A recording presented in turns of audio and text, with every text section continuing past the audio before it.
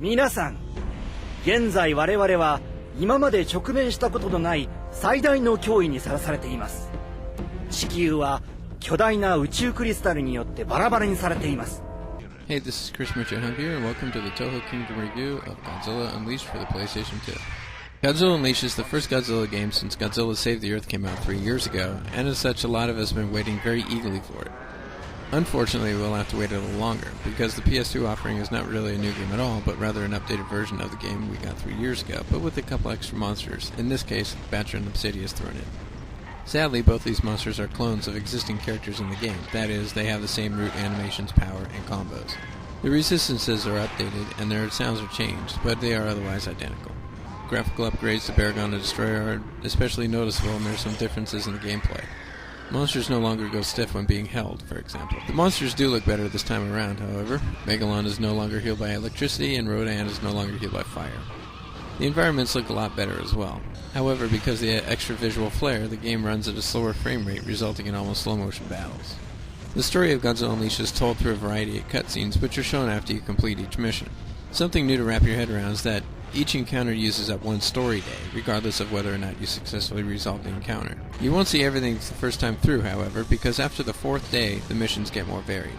After each mission, you gain points which vary on your performance, such as defeating a monster, which will earn you 500 points. Accumulate enough points and you can unlock items in the store section of the game, such as multiplayer arenas, monsters, and concept artwork. An interesting inclusion to the series is something called monster factions. The 20 monsters in the PlayStation 2 version have been divided up into factions called Earth Defenders, Global Defense Force, Aliens, and Mutants. Earth Defenders are the Earth Protectors who want to remove the mysterious crystals from the Earth. Global Defense Force fights against any attacking monster or alien invasion. The aliens are under control of the Vortac, the invading aliens in the game. And finally, the mutants are out for the power that the crystals contain. A couple of new gameplay items have been added to the series. The first is Critical Mass, in which you can deal more damage to other monsters, but as a trade-off, you are more vulnerable to not only their attacks, but the military as well. The second new gameplay item comes in the form of Power Surges. These are only seen in story mode and are special temporary powers which vary in their effects. Control-wise, it's the same as has been in the past 2 games.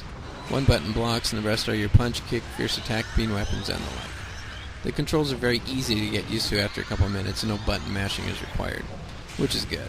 Button mashing is always counterproductive when playing a fighting game.